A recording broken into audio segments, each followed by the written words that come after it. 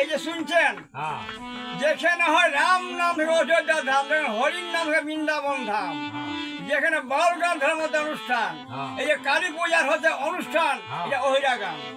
আপনারা নিশ্চিন্ত শুনে যান।